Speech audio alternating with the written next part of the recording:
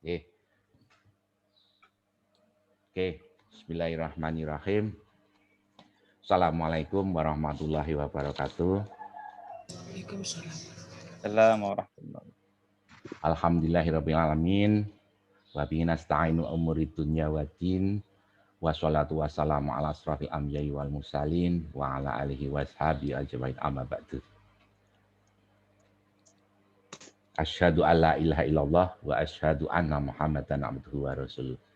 Rabbi shrah li sadri wa yassir li amri wahlul 'uqdatam min lisani yafqahu qawli. Yang terhormat dan yang kami hormati Ustadz Fadlan Hasyim. Terima kasih Ustadz sudah berkenan kembali untuk bisa hadir di Zoom kita pagi hari ini. Yang kedua, kami ucapkan terima kasih kepada bapak-bapak, ibu-ibu, teman-teman semua yang sudah berkenan untuk bisa hadir di Zoom Sabtu pagi pengajian ngadepi hati. Alhamdulillahirrahmanirrahim, puji syukur kita panjatkan kehadirat Allah Subhanahu wa taala, segala limpahan rahmat, taufik, hidayah dan inayahnya. Maka pada hari ini kita semua diberikan kesehatan, kesempatan, keberkahan, diberikan panjang umur sehingga bisa bersilaturahmi, bertatap muka dalam acara pengajian Yom Sabtu pagi pengajian ngadem ke hati. Sholawat serta salam tak lupa kita haturkan kepada junjungan kita Nabi Agung Muhammad Sallallahu Alaihi Wasallam beserta keluarga dan seluruh sahabat-sahabatnya yang telah memberikan manfaat dan syafaatnya pada kita umat manusia sampai hari akhir nanti. Semoga pengajian pada pagi hari ini kita buka bersama-sama dengan membaca basmalah. Bismillahirrahmanirrahim. Untuk selanjutnya, monggo Ustadz Fadlan, waktu kami persilahkan. Matur nuwun Ustadz. Assalamualaikum. Bismillahirrahmanirrahim. Assalamualaikum warahmatullahi wabarakatuh. Waalaikumsalam. Alhamdulillahi wa kafa. Wassalatu wassalamu ala nabil mustafa Muhammadin wa ala alihi wa ashabihi dhawi sidqi wal wafa wa man sara ala nahjihi wa bittiba'i hadihi iktafa amma ba'd. Faqad qala Allah Ta'ala fi muhkami tanzilih A'udzu billahi minasyaitonir rajim. Bismillahirrahmanirrahim. Alladzina amanu wa lam yalbisu imanahum bidzulmin ulaika lahumul amnu wa hum muhtadun. Shadaqallahul azim. Wa sadaqa rasul karim wa nahnu ala dzalika minasyahidin. Walhamdulillahi rabbil alamin. Saudaraku kaum muslimin wal muslimat, Bapak Ibu yang dirahmati oleh Allah Subhanahu wa taala. Alhamdulillahirabbil alamin, pada kesempatan pagi hari ini Allah mempertemukan di dalam majlis ilmu, ya, majlis yang diberkahi oleh Allah Subhanahu wa taala, khususnya keberkahan di waktu pagi disabdakan oleh baginda Rasulullah SAW dalam sebuah doanya, Allahumma barik li ummati fi bukuriha. Ya Allah, berkahilah umatku dalam waktu pagi-pagi hari mereka. Nah, keberkahan itu artinya adalah manfaat yang terus-menerus tiada henti. Masya Allah. Maka ketika kita memanfaatkan waktu pagi dengan mencari ilmu, insya Allah ilmu yang kita dapatkan ini akan memberikan manfaat terus-menerus tanpa henti-hentinya. Amin ya rabbal alamin. Ya. Kesempatan yang mulia ini kita akan membahas tentang benteng-benteng keimanan yang kokoh dan yang rapuh. Ya. Keimanan ini perlu kita bentengi. Ya. Sebagaimana kalau kita perhatikan, itu ya, kita ingin membeli barang yang mahal, itu mesti ada pengamanannya. Masya Allah ya, Masya Allah. Ketika saya beli ini aja MagSafe ya, itu ya, charger untuk ini ya, MacBook ini ya, Apple ini ya. Maka ternyata itu ada pengamanannya, ada kotaknya ya, kemudian ada setelah kotak ada segelnya, masya Allah. Nah, ini semuanya ada pengamanan semuanya, masya Allah. Supaya apa? Barang itu terjamin ya kondisinya, kemurniannya tidak rusak, diterima dalam keadaan memang orisinil dari pabrik sesuai dengan quality controlnya, masya Allah. Nah, keimanan yang tidak ternodai karena terbentengi secara baik, maka Allah akan memberikan jaminan keamanan dan jaminan hidayah. Allah sampaikan dalam surah Al-An'am ayat 82, alladzina amanu wa lam yalbisu imanahum bidzulmin ulaika lahumul amnu wa hum muhtadun. Orang-orang yang beriman dan tidak mengotori keimanan mereka dengan kezaliman, maka mereka mendapatkan jaminan keamanan dan mereka mendapatkan jaminan hidayah. Masya Allah. Ya.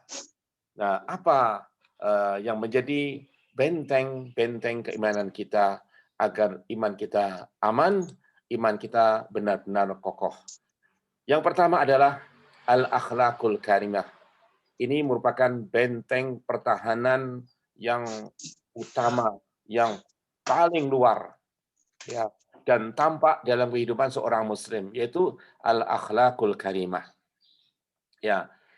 Dan baginda Rasulullah SAW diutus oleh Allah Subhanahu wa taala adalah bukan untuk menyampaikan syariat yang baru, bukan untuk menyampaikan keyakinan-keyakinan yang baru, tetapi Nabi diutus dengan mengikrarkan innama ub'asu liutammima makarimal akhlaq.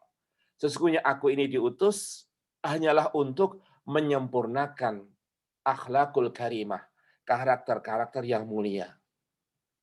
Para nabi dulu sudah menyampaikan akhlak yang mulia, tetapi Nabi kita Muhammad SAW diutus untuk menyempurnakan kembali, masya Allah. Ini ya. Maka oleh sebab itu Nabi pun menyampaikan ya berkaitan dengan masalah akhlak ini ya. Beliau menyampaikan dalam sabdanya yang pendek, al-muslimu man salimal muslimuna min lisanihi wa yadihi. Seorang muslim yang sejati adalah ketika kaum muslimin yang lainnya merasa aman dari gangguan lisan dan tangannya. Jadi kenyamanan yang didapatkan oleh masyarakatnya, keamanan yang didapatkan oleh masyarakatnya, tidak ada gangguan lisannya ataupun tangannya. Ya, maka inilah muslim yang sejati. Dan beliau menyampaikan bahwa orang yang paling baik ya inna asanan nasi ahsanuhum khuluqa. Orang yang paling baik itu adalah orang yang paling baik akhlaknya. Ini, masya Allah. Akhlaknya terbaik, karakternya paling bagus, maka ini merupakan benteng yang paling luar, masya Allah. Ini ya, benteng yang paling luar, yang tampak jelas keindahannya, sehingga orang-orang muslim yang lain merasa nyaman dan takjub dengan akhlaknya, dengan tingkah lakunya, dengan perangainya, dengan karakternya, dengan budi pekertinya, dengan adab-adabnya. Masya Allah. Ya. Maka benteng yang paling luar ini ketika kuat, ya, maka seorang muslim itu akan menjadi muslim yang hebat, seorang muslim yang sangat istimewa. Ya.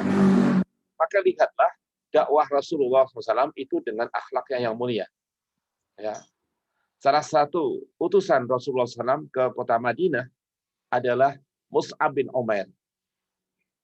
Mus'ab bin Umair ini adalah orang yang dikenal pada masa jahiliyah, ya, pemuda yang sangat tampan, kaya raya, gitu ya. Tetapi ketika dia masuk Islam diusir oleh keluarganya dan tidak mendapatkan kekayaan dari keluarganya, putus hubungan dengan keluarganya.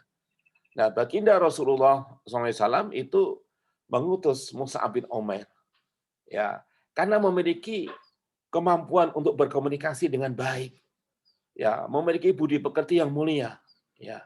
Dan akhlak Mus'ab bin Umair ini juga para sahabat mengatakan dari sisi tampannya saja itu seperti Rasulullah SAW.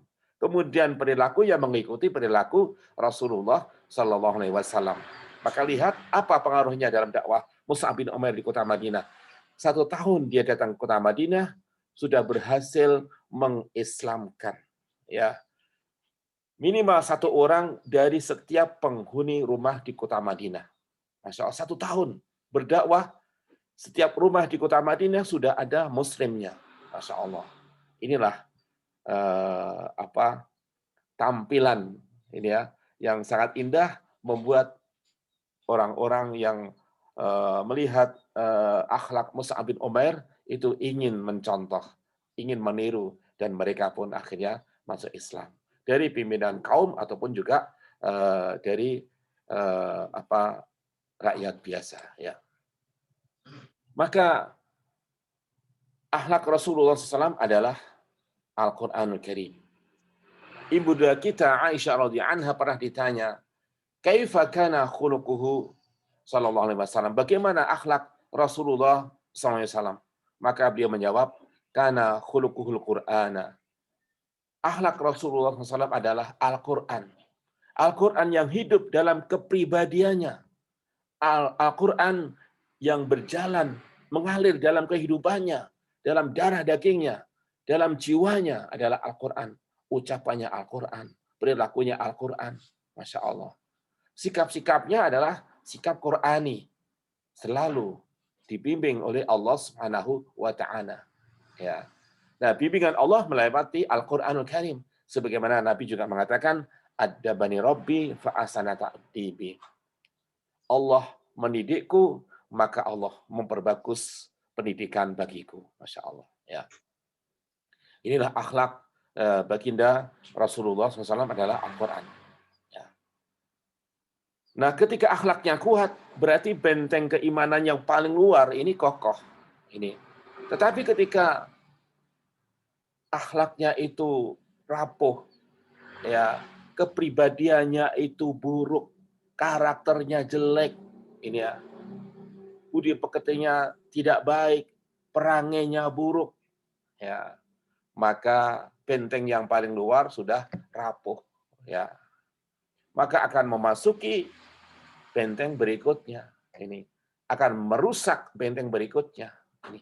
Ketika pertahanan pertama itu hancur, maka setan akan menghancurkan benteng berikutnya, yaitu apa? Ya, menjalankan amalan-amalan sunnah.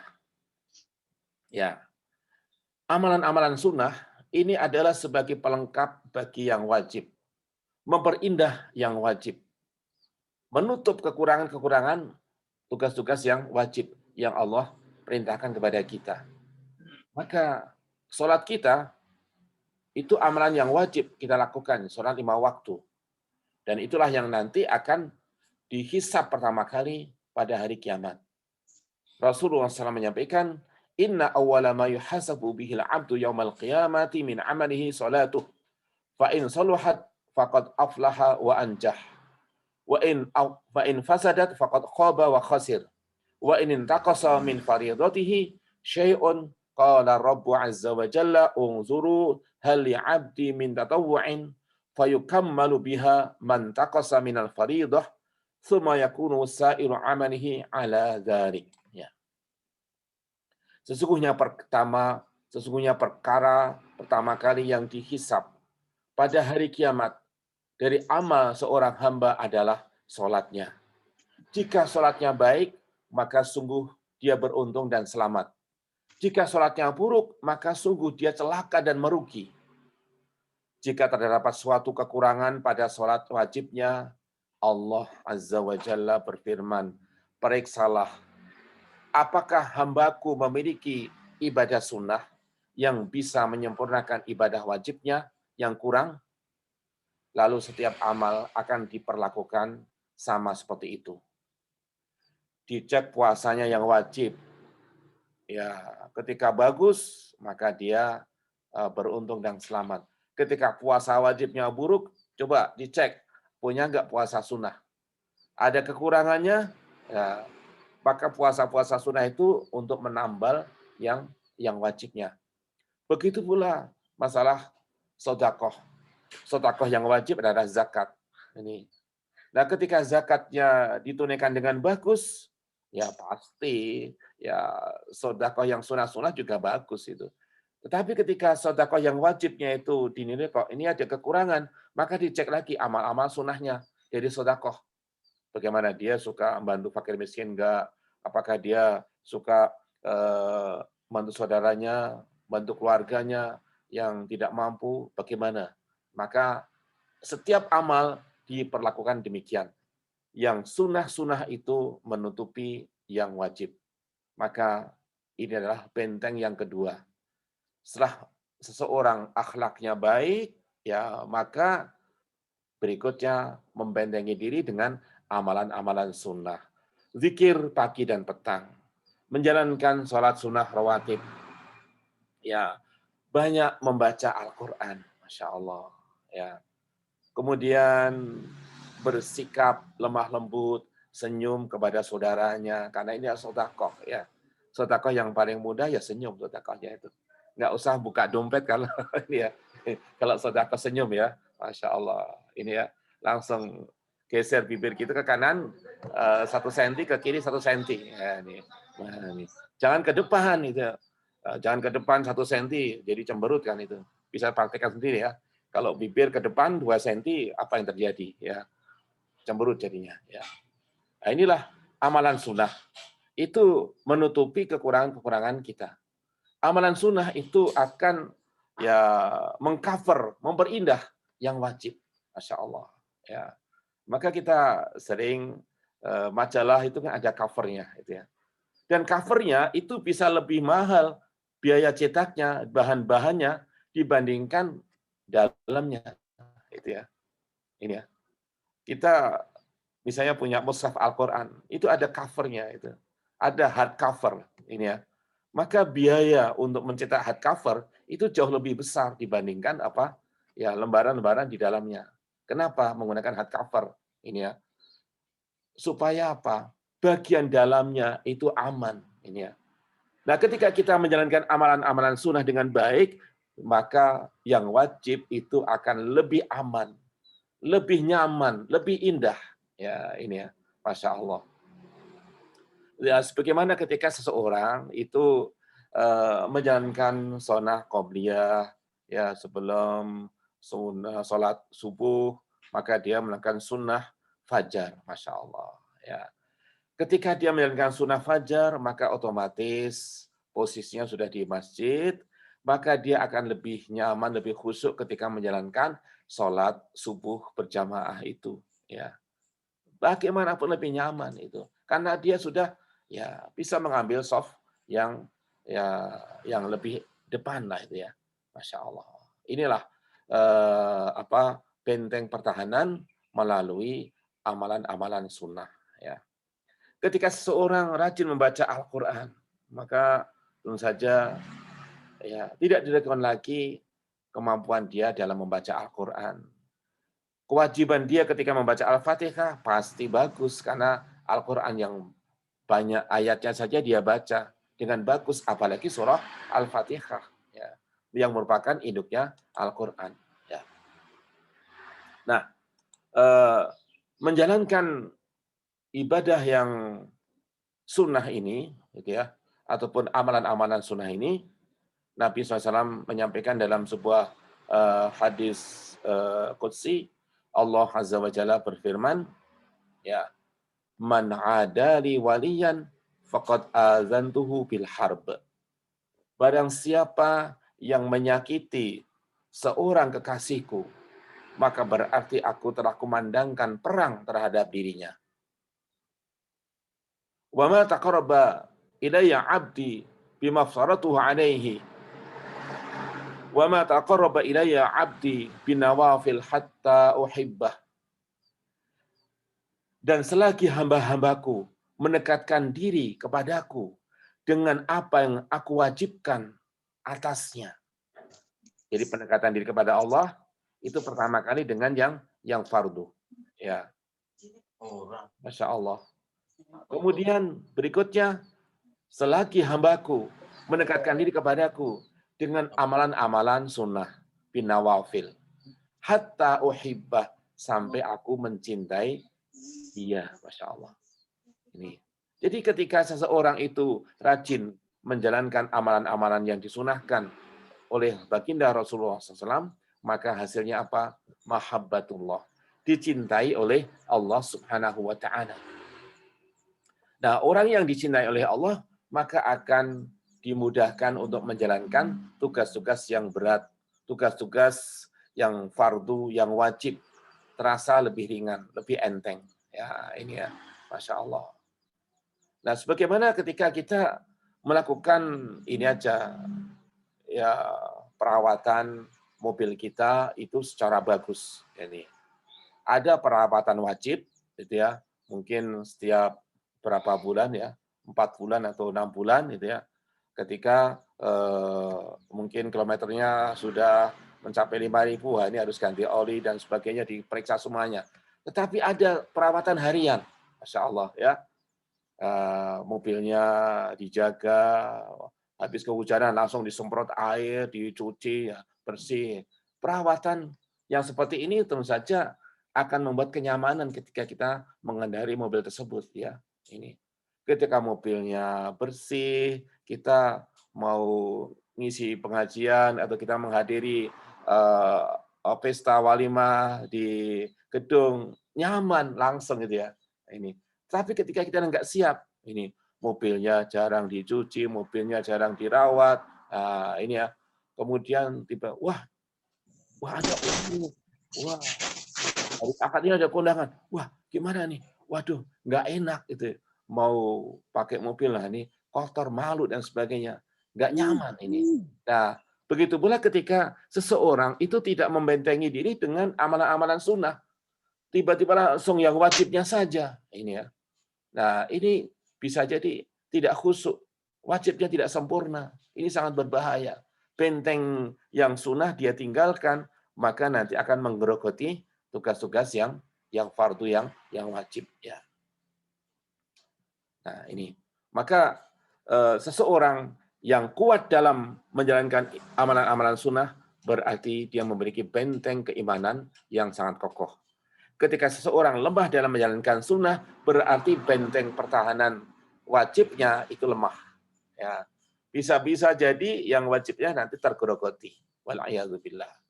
Nah, berikutnya menjalankan yang wajib dengan sempurna. Nah, kewajiban ini adalah tugas yang Allah amanahkan kepada kita. Maka orang yang bertakwa kepada Allah, Allah sampaikan setelah beriman kepada Allah Azza wa Jalla, ya, mereka adalah wa yuqimunas shalah wa mimma razaqnahum yunfiqun. Mereka menegakkan salat. Allah tidak mengatakan wa yusallun dan mereka salat, tetapi apa? Wa yuqimunas shalah, menegakkan salat. Apa artinya?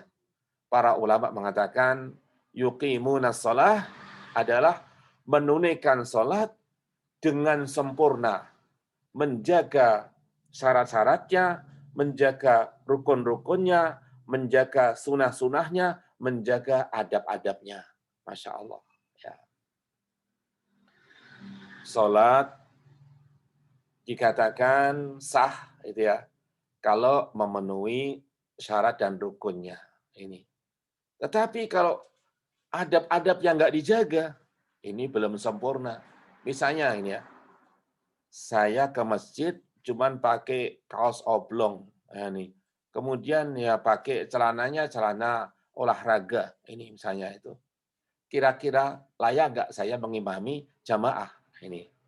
Kira-kira membuat nyaman nggak jamaah yang melihat saya ngimami pakai celana olahraga, kemudian kaosnya juga keringetan, gitu ya. Nah, pasti tidak membuat mereka nyaman. Gitu.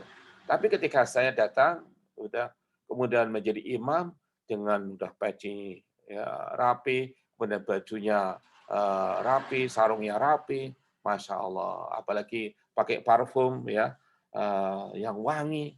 Maka membuat jamaah yang dekat itu nyaman. Yang belakang melihat, oh imamnya Ustadz Fadlan, wah rapi banget itu.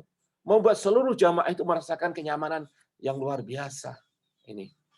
Maka menjalankan yang wajib dengan sempurna, ini adalah sifat orang yang bertakwa. Ini.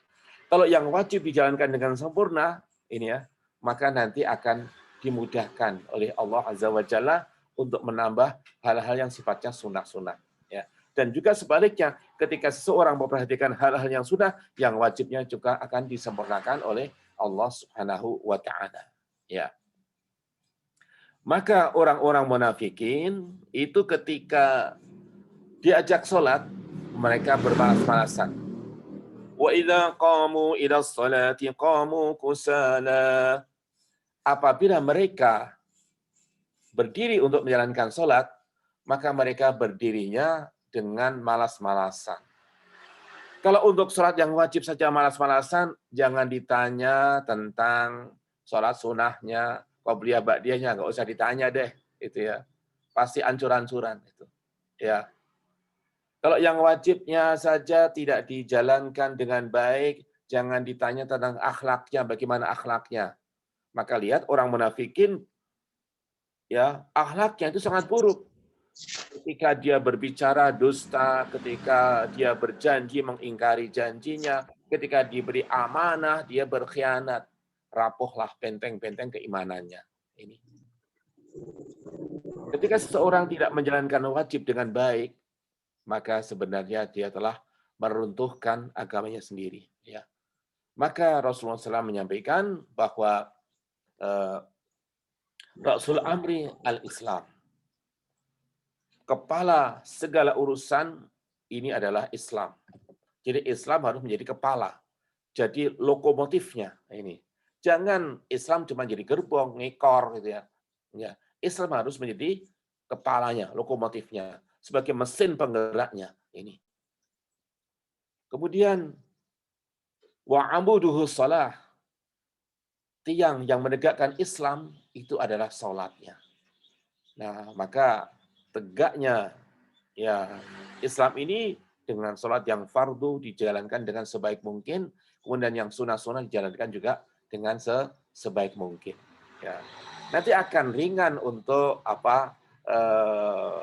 melaksanakan janji-janjinya, diringankan untuk menjalankan amanah ini. Maka kalau orang sudah nggak sholat, misalnya, jangan ditanya tentang amanahnya.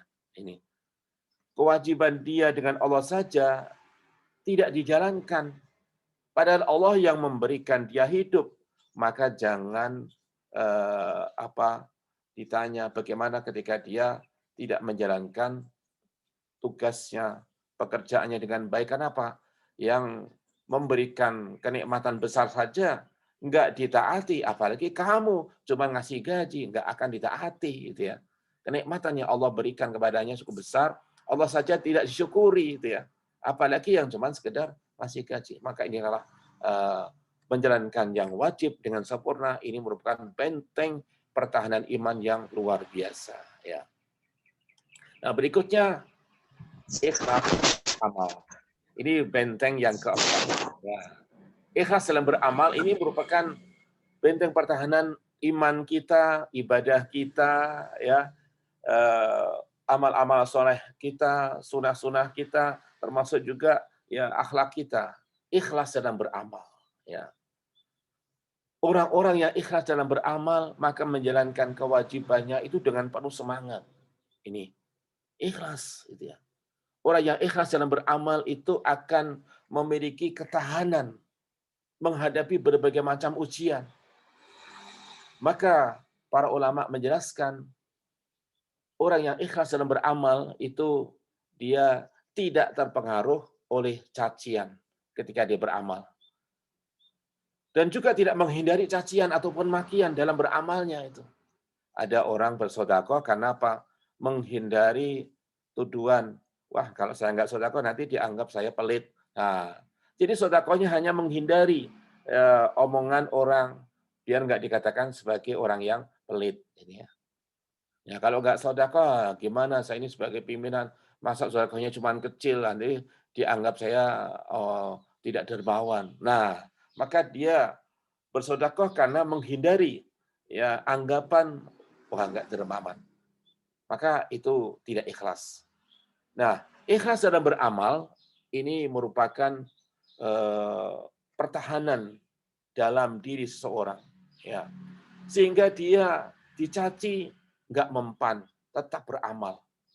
Dikasih pujian, dia pun juga tidak kemudian wah karena ada yang memuji tambah semangat, enggak, tetap saja biasa saja itu. Karena dia beramal bukan mencari pujian, bukan mencari sanjungan ini. Termasuk juga ketika dia beramal dengan ikhlas, ini ya, tidak mendapatkan balasan imbalan secara materi, ataupun tidak ada yang mengucapkan terima kasih, dia tetap beramal, nggak terpengaruh oleh cacian, tidak terpengaruh oleh sanjungan, tidak terpengaruh oleh imbalan materi, tidak pula terpengaruh oleh ucapan terima kasih atau tidak diucapkan terima kasih. Ini ya. Tetap ikhlas dalam beramal. Masya Allah. Maka orang yang ikhlas, inilah orang yang aman dari gangguan-gangguan setan. Ya, ini. Maka iblis sendiri nggak bisa menggoda orang yang ikhlas. Ini.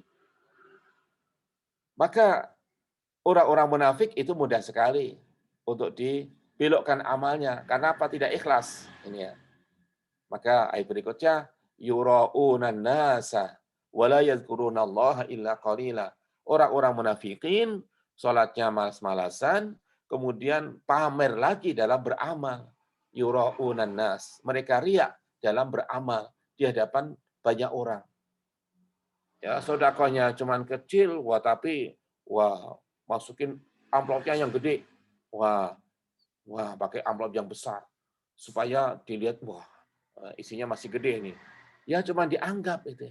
Anggapannya isinya gede padahal cuman gede amplopnya doang gitu ya. Ini pamer dalam beramal ya.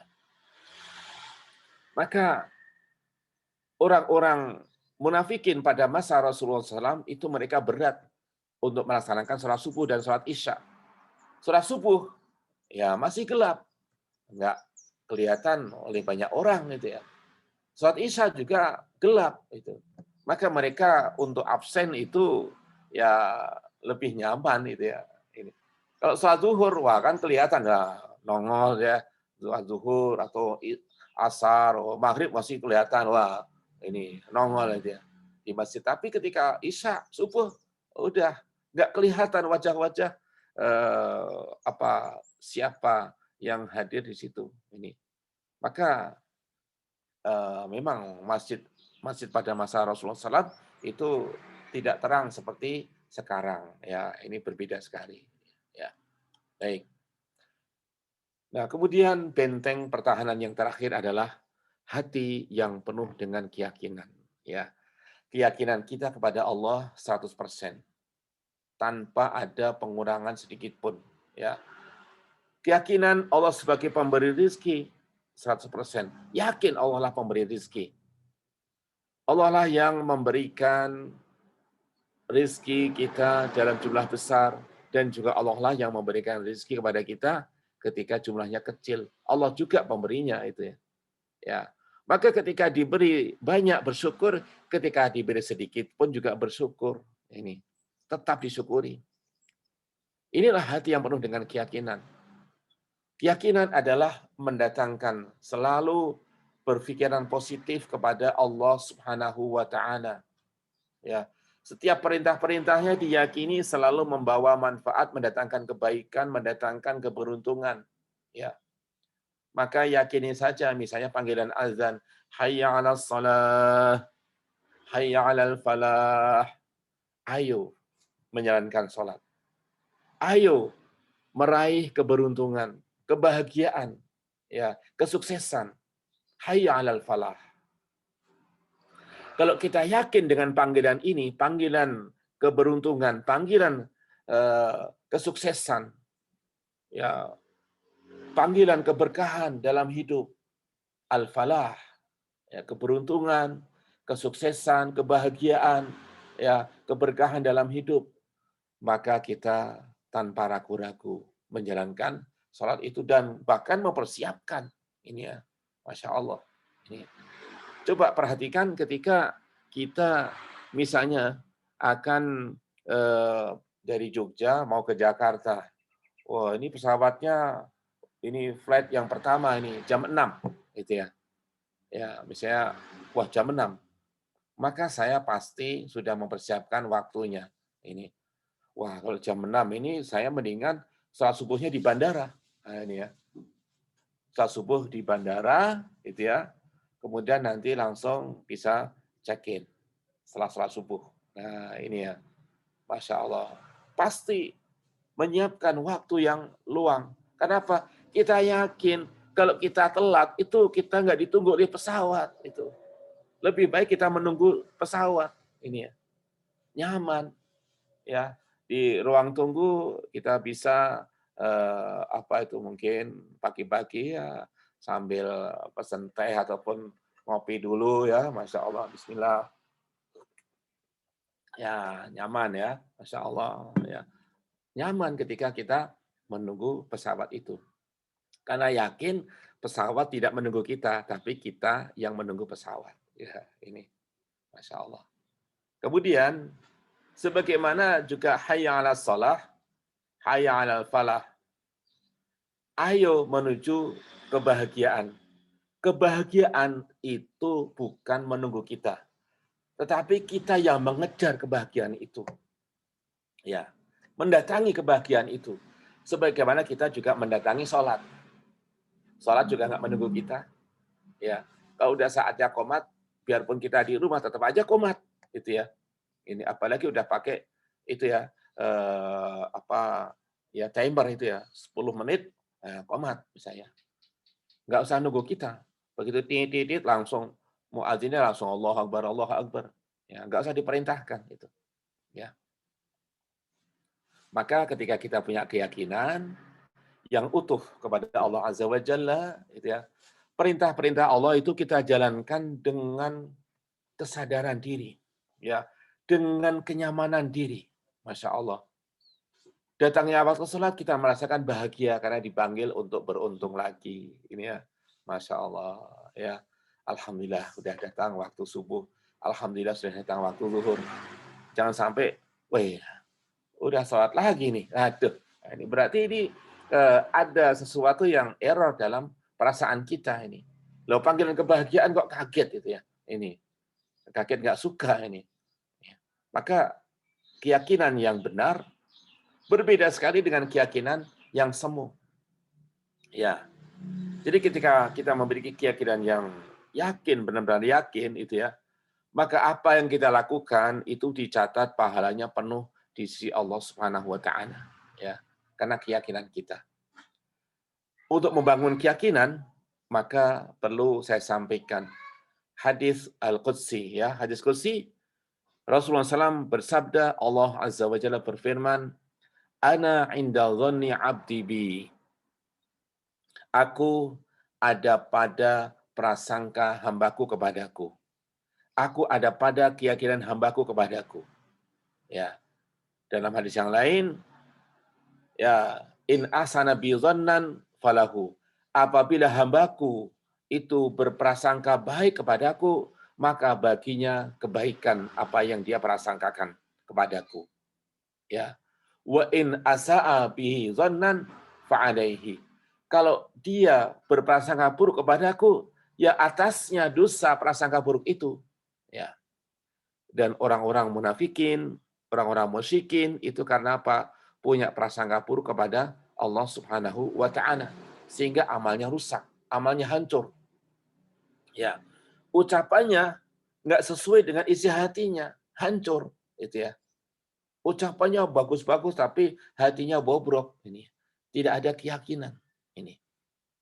Coba ketika mereka diajak untuk berjihad fisabilillah. Wah, maka mereka mengatakan sesungguhnya rumah-rumah kami nggak ada yang jaga ya Rasulullah. Kami harus jaga rumah ini, jaga keluarga ini. Nah, maka Nabi ya udah. Memang tidak membutuhkan orang-orang yang dusta seperti itu untuk berjihad. Masih banyak sahabat yang dengan sukarela berjihad fisabilillah. Bahkan ada remaja yang minta izin untuk berjihad fisabilillah. Masya Allah. Seorang remaja ya, ini belum balik. Maka dua orang ini masing-masing memiliki kelebihan dalam berlari, dalam bertarung. Nah, akhirnya diuji oleh Rasul dan kedua-duanya diizinkan. Ya, Masya Allah. Akhirnya dua pemuda inilah yang akhirnya melukai Abu Jahal yang terlaknat itu dalam perang Badar. Masya Allah. Ini kan, ya setelah terluka Abu Jahal terjatuh dan Abdullah bin Mas'ud datang menginjak dadanya dan kemudian menyembelih Abu Jahal dan putus ya kepalanya. Jadi finishing touch-nya itu oleh Abdullah bin Mas'ud. Ya, Abu Jahal diselesaikan itu ya. Masya Allah. Ya. Inilah keyakinan kepada Allah Subhanahu wa taala, ya. Nah, ketika seseorang keyakinannya lemah, ya otomatis ibadahnya lemah itu ya. Jangan ditanya sunah-sunahnya, jangan ditanya keikhlasannya, jangan ditanya bagaimana akhlaknya, nggak punya keyakinan itu. Keyakinannya lemah. Maka yang pertama kali untuk kita kuatkan keimanan kita, pertama kali adalah keyakinan kita. Ya. Keyakinan kita kepada kitab Allah, keyakinan kita kepada janji-janji Allah, keyakinan kita kepada keutamaan-keutamaan amal yang disabdakan oleh Rasulullah Sallallahu Alaihi Wasallam, keyakinan kita kepada pahala-pahala yang Allah janjikan. Ya, seperti ketika Rasulullah SAW menyampaikan, man qara'a harfan min kitabillahi falahu hasanah, wal hasanatu bi asyri amsalihah. Barang siapa yang membaca satu huruf dari kitab Allah, maka baginya satu kebaikan. Wal hasanatu bi asyri amsalihah. Dan kebaikan itu dilipat gandakan 10 kali lipat. La aqulu alif lam mim harf. Aku tidak menganggap alif lam mim satu huruf. Walakin alifun harf wa lamun harf wa mimun harf. Tetapi alif adalah satu huruf, lam satu huruf, dan mim adalah satu huruf. Jadi ketika kita mengatakan alif lam mim, ya, maka kita mendapatkan 30 kebaikan. Ya, 30 kebaikan yang Allah hadirkan dalam kehidupan kita. Kalau kita membaca Al-Fatihah sudah berapa huruf itu? Berarti sudah dilipatkan 10 kali lipat. Kebaikan yang sangat besar. Maka yakinlah, setiap kebaikan yang kita amalkan itu selalu membawa pengaruh dalam kehidupan kita. Ya, keyakinan 100%, maka nanti kewajiban-kewajiban kita jalankan dengan ringan 100% nilainya. Kemudian amalan sunnah juga 100%, gitu ya. Ya, keikhlasan kita juga 100%. Tidak cuman ya saya sudah ikhlas tapi ada sedikit kurang. Nah, itu enggak 100%. Keikhlasan, kemurnian itu harus 100% gitu ya. Ini seperti emas murni ya 24 karat itu. Ya kalau 23 ini enggak murni gitu ya. Kurang satu enggak murni gitu ya. Ya. Kalau kita memiliki keyakinan 100%, ya, kemudian keikhlasan 100%, ibadah wajib kita jalankan 100%, amalan-amalan sunnah kita jalankan 100%, akhlak kita juga terpenuhi 100%, baik kita itu di mata masyarakat, di mata Allah Azza wa Jalla, dinilai baik semuanya, maka Nabi SAW pernah menyampaikan, ya, ketika ada jenazah, ya, lewat, maka Nabi bertanya, ya, apakah kalian melihat dia ini orang yang baik? Maka mereka mengatakan, ya Rasulullah, betul, dia orang yang baik. Maka Nabi mengatakan wajabat. Haruslah dia. Ya. Maksudnya apa? Wajabat lahul jannah. Haruslah dia masuk surga.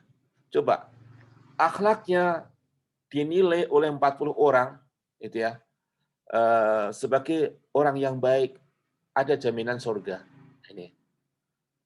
Begitu ada jenazah lagi, ya Nabi bertanya bagaimana orang ini, ya apakah dia orang yang buruk? Maka mereka mengatakan iya. Maka Nabi mengatakan wajiblah dia, haruslah dia masuk neraka. Jadi akhlak yang buruk itu bisa menyeret seseorang ke dalam api neraka. Ya. Bahkan Nabi pernah menyampaikan ada seorang wanita yang ahli ibadah, ya. Maka ketika wanita itu meninggal, para sahabat menduga wah dia mesti ahli surga dan sebagainya. Kata Nabi, lah, hiya finnar, dia di neraka. Wah, kenapa ya Rasulullah? Kok di neraka? Ini. Karena tetangga-tetangganya tidak pernah merasakan aman dan nyaman dari gangguan mulutnya. Nah ini lihat, karena mulutnya mungkin bocor ya, suka menggunjing, mulutnya itu suka mencaci maki ataupun juga menghina orang lain, maka ya inilah ibadahnya tidak bisa menolong dia. Ini pasti ibadahnya juga rusak. Hanya tongkrongannya ibadahnya bagus, tapi kalau sampai akhlaknya buruk berarti ibadahnya juga buruk. Ya, ibaratnya begini, ya orang punya mobil, ya mesinnya udah rusak. Ini mesinnya sudah rusak, nggak pernah ganti oli, udah suaranya nggak enak itu. Tetapi luarnya itu wah masih bagus. Nah ini kemudian beritanya wah ini pajaknya masih panjang. Nah, ini kemudian wah bannya wah ganti baru. Tapi ketika seseorang mencoba menghidupkan mesinnya, dihidupkannya udah susah. Waduh, harus didorong. Begitu hidup, mesinnya udah suaranya keras, nggak nyaman, gitu ya. Maka jangan ditanya nanti kalau untuk tanjakan bagaimana, jangan ditanya nanti untuk cepat bagaimana. Nah, ini ya. Kalau mesinnya saja rusak, maka ya pasti tentu saja yang lainnya tidak akan diperhatikan. Ini. Meskipun tongkrongannya luarnya itu kelihatannya bagus. Ini. Ya. Jangan ditanya bagaimana AC-nya. Wah, mungkin AC-nya juga nggak pernah dibersihkan, nggak pernah diservis. Mesin utamanya saja rusak. Ini. Suaranya udah nggak karuan. Ini. Suara sedan kok kayak suara Panther misalnya. Ini udah ngaco kan itu kayak suara truk diesel ya ini. Ya, ini kacau itu. Berarti mesinnya masalah ini. Ya. Ya. Jadi seseorang itu dari tampak luarnya itu kalau baik semuanya, Masya Allah ya, maka mendatangkan kenyamanan. Dilihat saja itu menyenangkan, membuat kita semakin ingat kepada Allah Subhanahu wa taala. Ucapannya menambahkan ilmu, kemudian amal-amalnya membuat kita itu semakin ingat kepada hari akhirat. Nah, inilah benteng-benteng keimanan yang kokoh dan yang rapuh. Ya. Ketika benteng keimanan kita itu kokoh, berarti secara keseluruhan ya kita itu aman. Iman kita mendatangkan keamanan dan selalu mendapatkan bimbingan oleh Allah Subhanahu wa taala. Tetapi ketika iman itu benteng-bentengnya itu rapuh, berarti ya tidak ada jaminan keamanan. Tidak ada jaminan hidayah, dicabut oleh Allah Subhanahu wa taala, ya. Nah, inilah yang bisa saya sampaikan pada kesempatan yang mulia ini. Mudah-mudahan Allah Azza wa Jalla selalu menjaga keimanan kita sehingga kita mendapatkan iman yang suci, terbebaskan dari segala bentuk-bentuk kezaliman, segala bentuk kemusyrikan ataupun dosa-dosa yang mengotori keimanan kita. Ya, hati kita bisa berkarat ya ketika ada dosa-dosa yang melekat. Tetapi karena hati itu akan bisa kita bersihkan dan hati kita jaga tetap cemerlang ketika kita memperbanyak istighfar, perbanyak taubat kepada Allah, memperbanyak zikir, dan kita memperbanyak membaca Al-Quranul Karim. Menjalankan amalan-amalan sunnah yang dicintai oleh Allah sehingga kita dicintai oleh Allah Subhanahu wa taala. Barakallahu fikum wa jazakumullahu khairan katsira. Wassalamualaikum warahmatullahi wabarakatuh. Waalaikumsalam warahmatullahi wabarakatuh. Jazakallah. Alhamdulillah. Terima kasih Ustaz Fadlan atas tausiahnya pagi hari ini. Ini begitu selesai langsung ada yang bertanya Ustaz di chat. Langsung boleh bertanya nggih? Ya, monggo silakan. Ini sudah ada di chat ini, saya baca juga ini. Dari Mbak Dewi Azam. Bismillah Ustadz, saya Dewi Azam mau bertanya. Yang pertama, batas waktu melakukan zikir pagi dan petang. Yang kedua, apa perbedaan zikir pagi dan petang dan al-masurat. Kemudian yang ketiga, bagaimana mengaplikasikan sedekah subuh. Maksudnya setelah sholat langsung dikasihkan atau bagaimana? Begitu Ustaz pertanyaannya. Ya, baik. Ya, Masya Allah. Itu dari Ibu Dewi Azam ya. Masya Allah. Batas waktu melakukan zikir pagi dan petang. Ya, ukuran pagi itu dimulai dari subuh ya sampai ya waktu duha. Ya, waktu duha itu selama masih waktu duha ya masih pagi juga itu. Nah, waktu duha itu sampai mendekati waktu zuhur, ya, kira-kira jam 11 lah ya. Matahari sudah ke atas ini ya. Ya, kalau sudah di atas, nah ini sekitar mungkin jam 11-an. Berarti sudah berakhirlah waktu pagi. Kalau itu pagi menjelang siang biasanya itu ya. Waktu petang atau sore mulai dari pada asar itu sampai malam betul-betul gelap, yaitu ketika waktu isya. Ya. Tetapi juga selagi itu masih memasuki sepertiga awal di waktu malam, maka itu masih termasuk petang. Ya. Jadi misalnya maghrib, kemudian isya ya sampai jam 9 lah, itu masih bisa kita berzikir pagi dan petang ya, termasuk itu ya. Ini. Apa perbedaan zikir pagi, petang dan al-ma'surat ya? Al-ma'surat itu artinya adalah sesuatu yang diriwayatkan dari Rasulullah SAW itu al-ma'surat ya. Ya, zikir petang, pagi petang ketika dari Rasulullah itulah al-ma'surat ya. Ada zikir-zikir pagi petang ditulis oleh para ulama dan banyak yang menulis ya. Ya, maka ketika itu adalah hadis-hadisnya dari Rasulullah, maka itu termasuk al-ma'surat ini. Nah, ada secara khusus memang buku ditulis namanya al-ma'surat.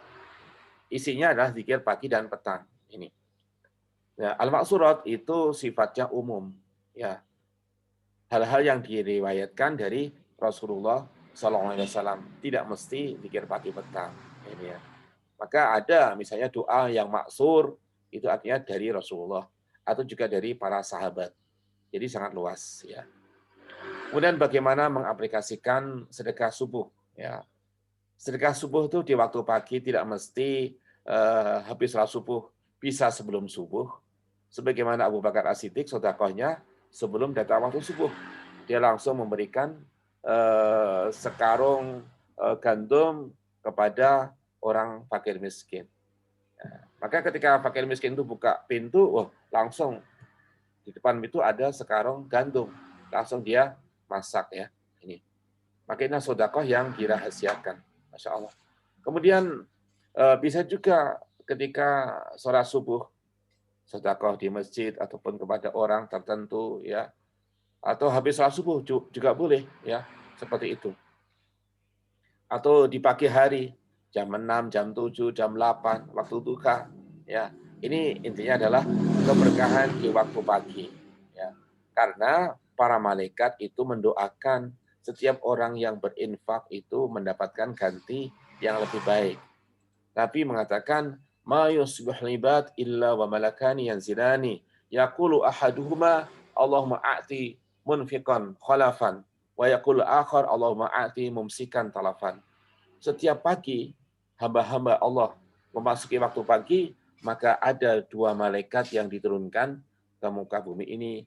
Salah satunya mengatakan, "Ya Allah, berikanlah orang yang berinfak gantinya yang lebih baik." Dan yang satu mengatakan, "Ya Allah, berikanlah orang yang menahan infak, orang yang pelit, ya, orang yang bakhil, talafan kehancuran terhadap hartanya." Ya. Jadi selama kita punya tekad infak di pagi hari, jalankan waktunya itu sangat luas, ya. Dan juga tidak terbatas di pagi hari, di siang hari, di malam hari, di sore hari juga infaknya itu tetap bagus, ya. Karena Allah Azza wa Jalla menyampaikan, alladzina yunfiquna amwalahum bil-laili wan-nahari sirran wa alaniyah falahum ajruhum 'inda rabbihim wala khaufun 'alaihim wala hum yahzanun. Orang-orang yang berinfak di waktu malam dan di waktu siang secara diam-diam ataupun secara terang-terangan, maka bagi mereka pahala mereka di sisi Tuhan mereka dan tidak ada rasa takut pada diri mereka dan mereka tidak ada rasa sedih. Masya Allah. Ini dalam surah Al-Baqarah. Ya. Begitu ya. Masya Allah. Oke, terima kasih Ustadz. Ya. Ini dari yang kedua, dari Mbak Zulita Nur Cahyati. Pertanyaannya, Ustadz, sedekah subuh yang sudah terkumpul itu apakah dapat diserahkan ke masjid atau disalurkan ke basis? Mana yang lebih afdal? Begitu pertanyaannya, Ustadz. Ya.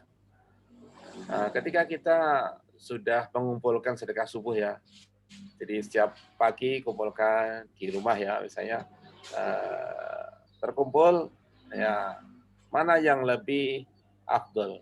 Ya, yang paling afdal itu yang membutuhkan. Artinya apa? Ketika sedekahnya itu tepat guna, maka itu otomatis lebih afdal. Ya. Jadi misalnya tetangga kita ada yang fakir miskin, gitu ya. Kemudian masjidnya sudah megah, kemudian infaknya juga melimpah. Kalau saya infakkan ke masjid, fakir miskin kok kurang diperhatikan, gitu ya. Maka lebih baik saya berikan kepada fakir miskin sehingga mendapatkan perhatian dari saya. Maka ini lebih bagus, gitu ya. Tepat guna ya, sasarannya tepat sasaran ya. Ini. Meskipun ketika infak ke masjid ya juga bagus kan nanti juga akan dimanfaatkan untuk kepentingan masjid itu ya. Jadi dalam Al-Qur'an Al-Karim itu diutamakan yang terdekat ya. Ketika para sahabat bertanya ya yas'alunaka madza yunfiqun. Mereka bertanya apa yang mereka infakkan. Maka Allah menyampaikan, "Qul ma anfaqtu min khairin falil walidaini wal aqrabina wal yatama wal masakin." Ya. Wa ibnis sabil. Maka katakanlah apa yang kalian infakkan berupa kebaikan, berupa harta, pertama diutamakan kedua orang tua, ini ya. Kemudian orang-orang anak-anak yatim, kemudian kerabat dekat, kemudian ibu sabil, orang yang kehabisan bekal dalam perjalanan. Ya. Jadi, walil walidaini wal aqrabina wal yatama. Untuk orang tuanya dipenuhi dulu, kepentingan orang tua. Kemudian kerabat dekat. Jangan sampai kita infak gede-gede ke masjid, kerabat dekat kita, apalagi yang wajib di bawah tanggung jawab kita, itu nggak disebutkan secara khusus gitu ya. Tetapi ketika Allah menyebutkan kedua orang tua ini yang wajib, jelas itu ya. Ini ya. Kemudian ya anak-anak nggak usah disebutkan karena udah wajib dipenuhi itu. Jangan sampai infaknya gede ke masjid, anaknya SPP-nya nggak dibayar. Ini kan nggak benar itu. Kewajiban infak untuk yang wajib bagi anaknya ini lebih diutamakan. Ya. Jadi mana yang lebih istimewa, maka itulah yang bisa kita salurkan. Ya. Ke masjid kalau memang masjidnya sedang membangun, nah maka bagus ke masjid, gitu ya. Wah, masjidnya ini butuh dana besar untuk misalnya membuat kamar mandi ataupun untuk toilet atau bikin septic tank misalnya itu, maka itu lebih diutamakan ke situ. Ya, baik. Ya, kalau bingung ya mungkin kalau sarannya Pak Dudi ya udah ke ngadem ke hati aja lah. Ya, itu insya Allah termanfaatkan itu. Amin. Ya, insya Allah. Ya, baik. Monggo. Ini pertanyaan selanjutnya dari Bu Hajah Arini. Ya. Pertanyaannya begini, Ustaz. Dalam kehidupan sehari-hari sering melihat orang yang rajin ibadah, tapi dalam bekerja masih suka tidak jujur. Misalnya hal kecil dalam hal presensi. Ya. Biasa atau nek presensi itu lihat teko telat titip kancane dan lain-lain namanya gitu. Sementara ada yang nggak pernah sholat, tapi bagaimana agar ibadah kita membawa dampak yang lebih, bagaimana sementara yang tidak sholat, tapi lebih tertib dan jujur, misalnya. Gitu. Ya. Nah, itu terus gimana itu, Ustaz? Ya, baik. Ya, pernah Rasulullah SAW itu mendapatkan laporan, gitu ya. Ya Rasulullah, si fulan itu sholat, tapi dia masih mencuri, gitu ya. Maka Nabi kemudian memberikan komentar, satanhahu anhu sholatuhu. Ya, sholatnya pasti akan mencegah perbuatan mencuri itu. Ya. Nah, ketika seseorang tampaknya ibadahnya rajin, tetapi kok dia tidak jujur, akhlaknya buruk, korupsi waktu, nah ini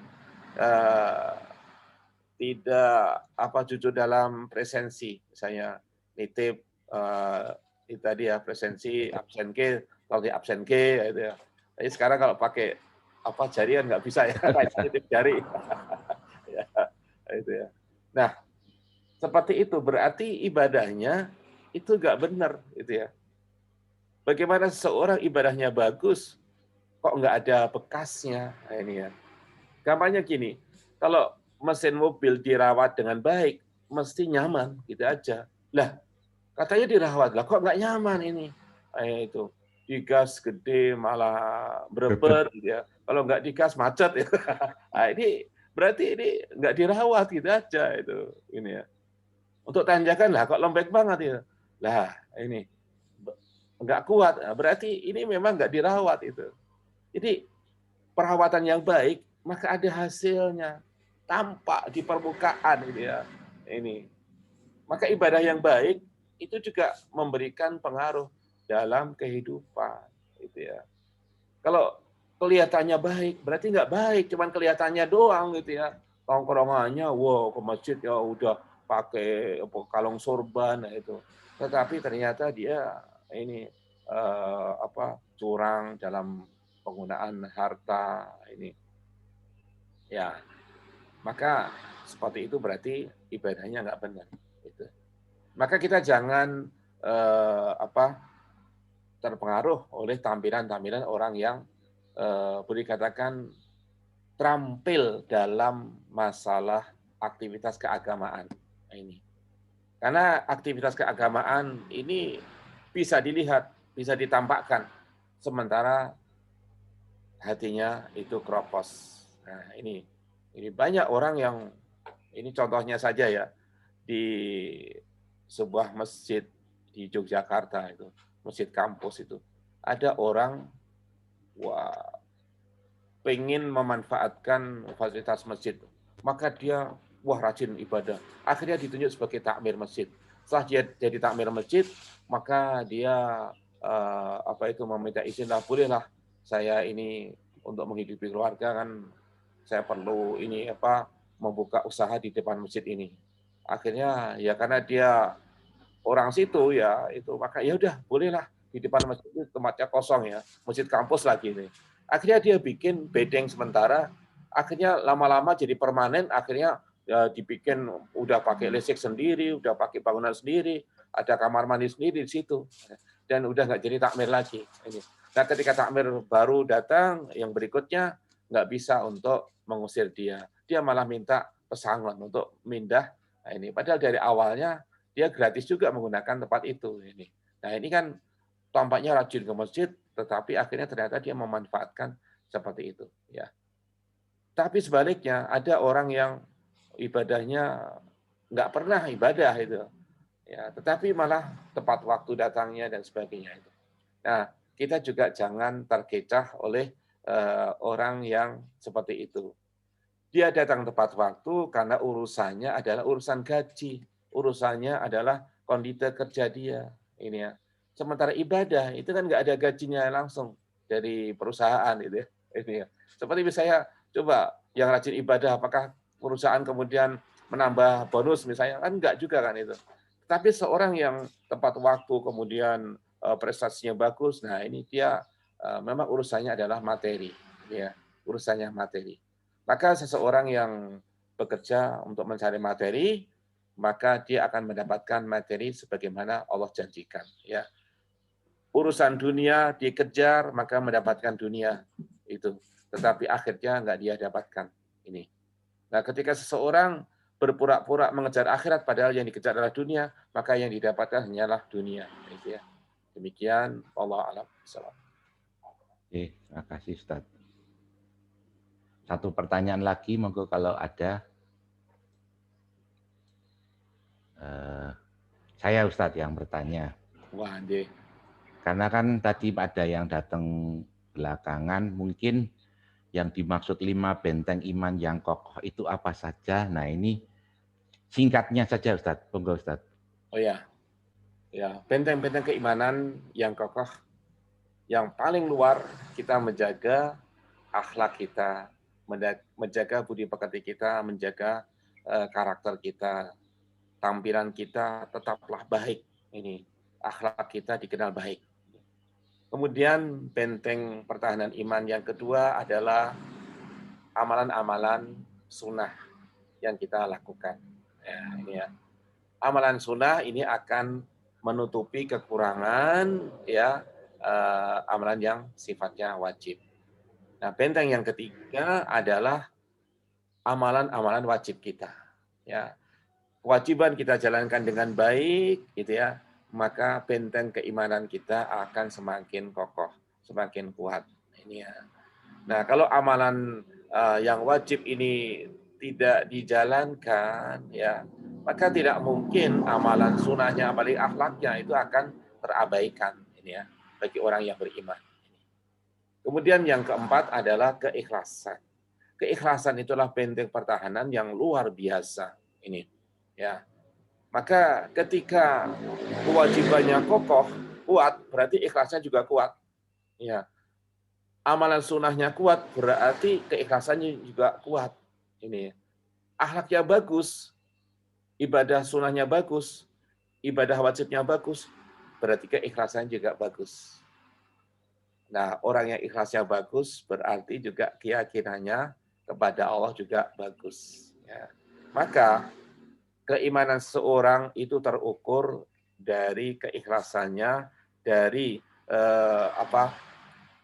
amal-amal wajibnya, dari sunnahnya, dan juga dari akhlaknya. Ini. Maka orang yang tampaknya menyampaikan kebenaran, tetapi dia sendiri ternyata jauh dari kebenaran itu, maka dia orang yang dimurkai oleh Allah. Allah sampaikan, ya ayyuhalladzina amanu lima taquluna ma la taf'alun kabura maqtan indallahi an taqulu ma la taf'alun. Wahai orang-orang yang beriman, kenapa kalian mengatakan sesuatu yang tidak kalian lakukan? Sungguh besar murka di sisi Allah kalian mengatakan sesuatu yang tidak kalian kerjakan. Ya. Dalam ayat yang lain dalam Al-Baqarah Allah menyampaikan, atamuruna an-nasa bil birri wa tansawna anfusakum. Apakah kalian memerintahkan orang lain berbuat baik sedangkan kalian lupa terhadap diri kalian sendiri? Ya. Wa antum tatluna al-kitab, sedangkan kalian membaca kitab Allah.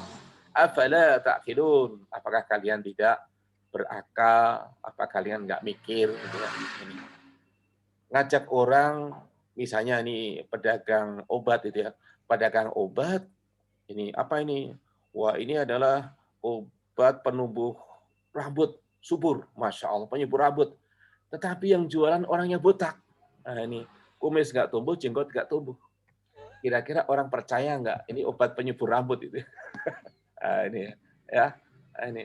Ya kalau memang penumbuh rambut, kenapa kamu kok botak nggak pakai obat ini? Nah ini belum Pak katanya.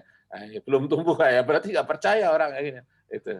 Termasuk orang jualan obat, misalnya obat kulit mujarab, tapi dia sendiri bisulan, korengan, borokan, itu ya, kudisan, itu ya, kurapan, ya, ini udah nggak diterima orang jualan obat, sementara dia sendiri tidak menggunakan obat itu sendiri. Ya. Maka inilah akhlak yang mulia sebagai benteng pertahanan secara utuh ya bagi keimanan kita. Akhlak kita kepada diri kita sendiri, kepada keluarga, kepada masyarakat, kepada Rasulullah, kepada Allah Subhanahu wa taala kita jaga, maka keimanan kita akan istimewa. Wallahu a'lam. Oke, terima kasih Ustaz. Ini tadi ada yang bertanya Ustaz. Di 5 benteng iman ini kan tadi yang pertama akhlak yang mulia. Kemudian yang kedua amalan sunnah. Sementara yang ketiga kok amalan wajib. Kok enggak wajibnya dulu baru sunnah itu Ustaz. Ya. Ini adalah dari luar ya. Itu ya. Dari luar semakin ke dalam, semakin ke dalam, semakin ke dalam, maka puncaknya adalah keyakinan. Nah ini ya. Itu. Ya memang dari dalam itu. Jadi ketika dalamnya itu yakin, gitu ya, maka muncul keikhlasan. Ikhlas, maka beramal yang wajib dengan baik. Amal yang wajib dengan baik, maka dimudahkan untuk menjalankan amalan sunnah. Kemudian dimudahkan untuk berakhlak yang mulia. Itu ya. Jadi ini ada dari luar, dari dalam. Nah, kalau kita bicara dari dalam, maka wajib dulu pada yang sunnah. Kalau dari luar, ini. Maka saya tadi katakan, ini dari luar dulu. Yang luar dulu, akhlaknya dulu.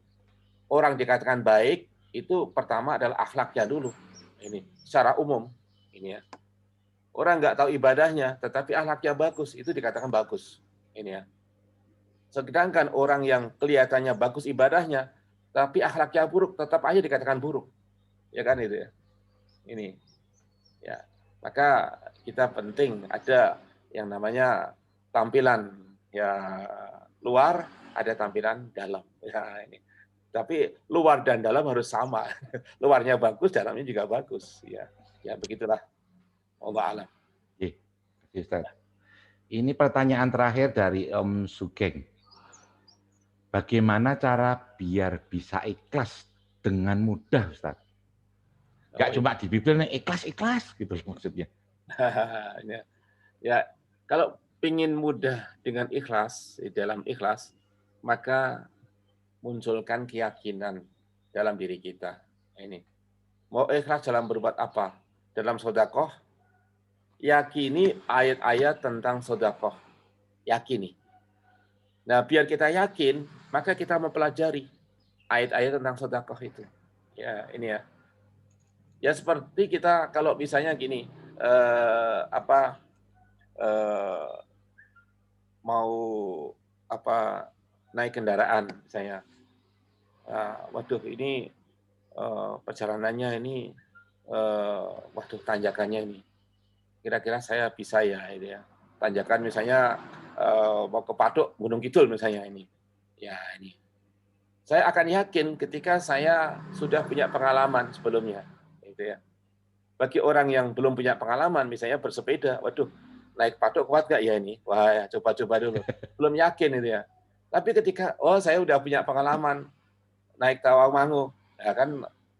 Kalau Tawangmangu kan tanjakan lebih tinggi, ya, maka Patok, saya yakin pasti mampu itu. Ya, ini. Maka keyakinan itulah yang akan mendorong kita untuk semakin ikhlas. Ya, ini. Yakin, maka beramalnya pun juga akan ikhlas. Jadi pelajari ayat-ayat yang berkaitan dengan keutamaan suatu amal, kita akan semakin ikhlas. Ini seperti tadi ya, ikhlas dalam sedekah, pelajari ayat-ayat tentang sedekah. Ingin ikhlas dalam misalnya dalam sholat, pelajari ayat-ayat tentang sholat, hadis-hadis tentang sholat kita pelajari, maka kita akan semakin ikhlas dalam menjalankan sholat. Yakin dengan keutamaan sholat berjamaah, kita jadi ikhlas menjalankan sholat berjamaah itu. Ini ya, Masya Allah. Misalnya, wah imamnya kok panjang ini, jadi nggak ikhlas nih, nggak khusyuk ini. Berarti dia memang nggak ikhlas. Ini ya, nggak paham keutamaan sholat berjamaah dengan bacaan yang panjang. Ini karena dia, aduh kepanjangan. Apa yang dibaca? Surat Al-Bayyinah, lam yakunil ladzina kafaru. Lah gitu aja kok panjang.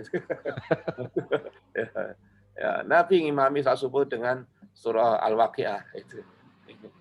Maka inilah kita bisa melihat keikhlasan itu akan muncul ketika kita juga berdekatan dengan orang-orang yang ikhlas. Jadi bergaul dengan orang yang ikhlas itu akan ketularan keikhlasan itu.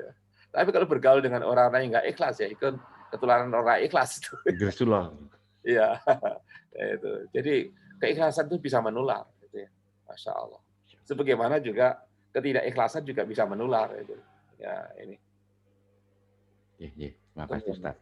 Yang jadi tanda petik tadi, ketika kita jadi makmum seseorang, nek kita itu tahu, akhir-akhir maca iki ora apik gitu ya, rada ora ikhlas ya Ustaz. Itu piye itu nek begitu? Ya, itu kita juga perlu memahami hadisnya itu ya. Jadi gini, Nabi mengatakan al-imamu dhaminun lil jamaah. Imam itu penjamin jamaah. Walaupun surat bacaannya nggak bagus itu namanya gitu ya. Ada berikutnya hadis yang belum selesai di. Oh iya belum selesai. Ya. Wa in ahsana sholatahu falahu walil jamaah. Kalau dia memperbagus sholatnya, maka pahalanya untuk imam dan juga untuk jamaah. Wa in asa'at sholatahu fa alaihi walil jamaah. Kalau dia itu imam, sholatnya buruk, maka dosanya atas imam, pahalanya untuk jamaah. Jadi aman tau jamaah itu? Aman. Ya, ditanggung aman, itu. Imamnya jadi, ya? Tenang saja itu. Itu tanggungan imam. Imam yang dosa, jamaah yang dapat pahala. Itu nggak akan berkurang. Itu. Ya. Baik. Oke. Terima kasih Ustaz. Lumayan. Kadang saya masih sok gerus. Wah kayak koyor ini karo kurang apik. Iya. Terima kasih Ustaz. Ya, insyaallah. Alhamdulillah, syukurilah pagi ini kita sudah mendengarkan tausiahnya dari Ustadz Fadlan, dan tadi pagi saya catat sampai jam berapa tadi ada 53 atau 54. Alhamdulillah jamaah yang hadir sudah kembali normal sebelum kita libur tadi. Libur Ramadan. Itu Alhamdulillah, karena ini sudah jam 7.20. Sebelum kita tutup ada beberapa info. Yang pertama, kita infokan bahwa rekening Ngadem Ki Ati sudah berubah dari BNI Syariah. Nomornya 0667755567. Di minggu ini berubah menjadi BSI Bank Syariah Indonesia, menjadi ke 6677555670. Saya kemarin salah nge-share undangan, yang di flyer itu yang benar, yang ada fotonya Ustadz Fadlan itu yang benar, yaitu itulah nomor rekening Ngadem Ki Ati yang baru. Karena kemarin saya dapat komplainan 2 orang teman ketika transfer ke nomor yang lama kok sudah tidak bisa. Itu info yang pertama. Kemudian info yang kedua, alhamdulillah di bulan Juni ini rekening yang masuk ke Rumah Yatim Du'afa Ngadem Ki Ati sampai kemarin siang dari Bendara Om Mineng diinfokan ada 28,3 juta. Alhamdulillah, juga terima kasih yang sebesar-besarnya kepada hamba-hamba Allah yang sudah menitipkan sedekahnya kepada kami. Kemudian info yang ketiga, insya Allah yang akan hadir untuk Sabtu depan adalah Ustadz Eki Firdaus. Ustadz Eki Firdaus dari Bantul kalau tidak salah. Kemudian saya nanti mohon masukannya. Tadi hari ini kita sambil uji coba Ustadz Fadlan, ternyata nek mulai jam 5.30 apa 5.45 itu yang lebih nyaman untuk kita. Nanti mohon teman-teman semua nge-share ke saya ya, Om, silahkan saran dan kritiknya. Oh nek jam 6 jam 5.30 aku isih godhog wedang, nek jam 5.45 sudah siap dan sebagainya. Monggo silahkan di-share ke dikirim ke saya. Untuk selanjutnya monggo Bapak Ibu di pic-nya ditampilkan nggih, kita ambil gambarnya untuk menjadi arsip kita bersama. Monggo kita tunggu Pak Carik. Halo. Ya. Sik. Monggo Monggo pic-nya Bapak Ibu dibuka.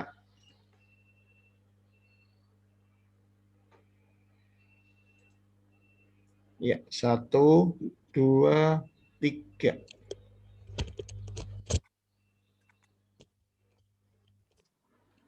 Satu lagi. 1, 2, 3.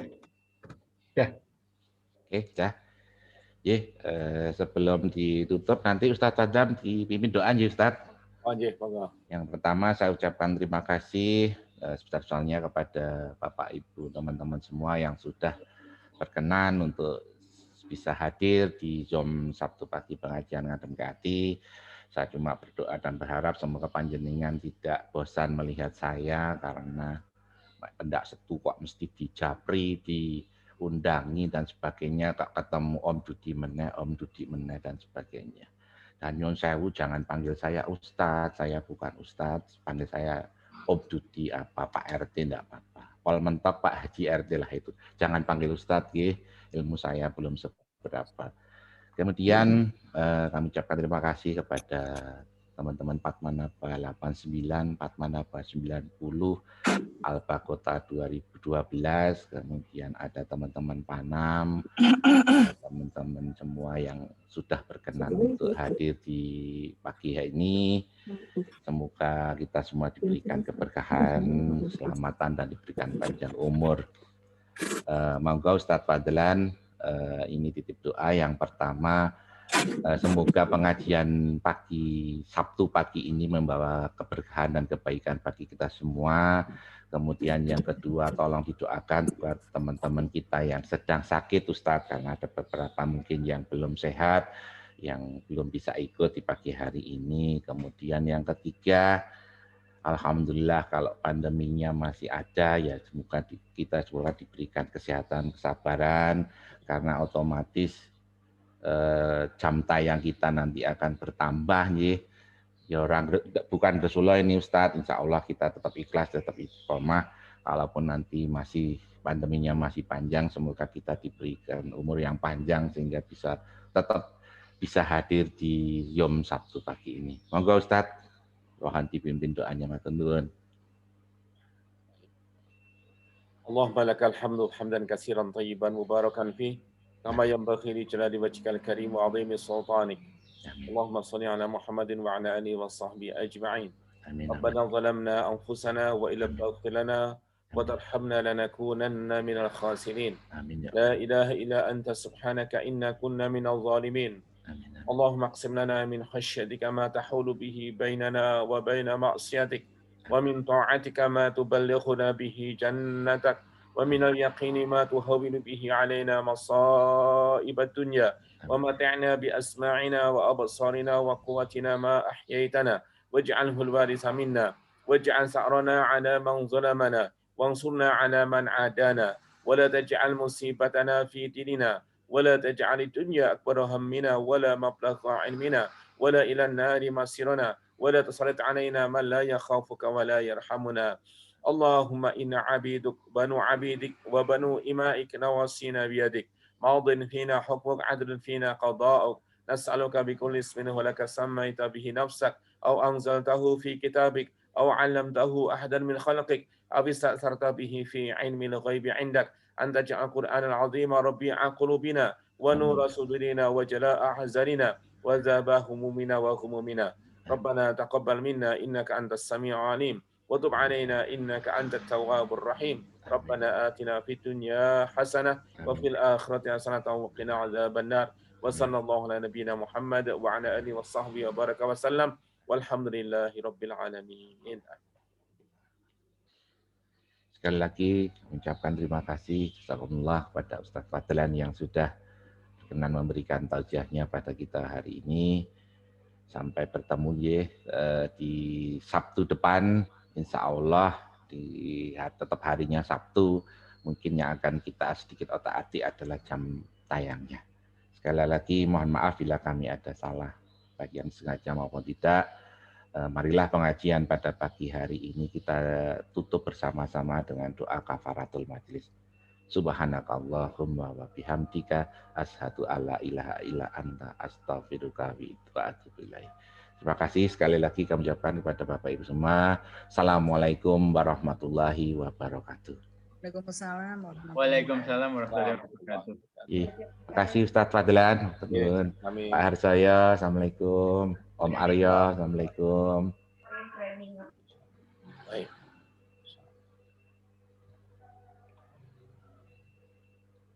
Pamit dulu ya. Waalaikumsalam Ustaz Fadlan. Assalamualaikum. Salam. Bu Guru, assalamualaikum. Waalaikumsalam. Tadi sebentar karena mati lampu. Bu Guru. Terima kasih. Waalaikumsalam. Mas Bimo, halo, assalamualaikum. Ini Pak Haji Sugeng ya? Assalamualaikum Pak Haji Sugeng. Sehat Om? Alhamdulillah. Alhamdulillah. Iya. Insya Allah Juli awal Hasko sido tampil ini tak kowe digoleki lho. Oh. Sibuk deh, sibuk. Terus akhirnya ya wis aku entuk Ustaz Fadlan. Ya wis aku tanggal 5 Juli insya Allah tetap kirim tuh. Kapan meneh kue tampil ketemu kancane. Pengen lagi gawe anu kuburan. Oh ayo. Akeh ngurus iku itu deh. Ya memang ya. Memang hebat luar biasa. Nggih. Siap. Pak Rudi. Nggih, matur nuwun. Salam. Salam.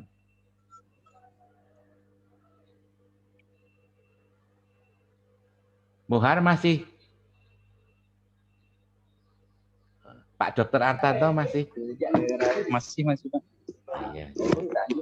Bagaimana sinyalnya di situ bagus kan? Alhamdulillah Pak, bagus. Bagus ya. Nah. Bisa hari ini.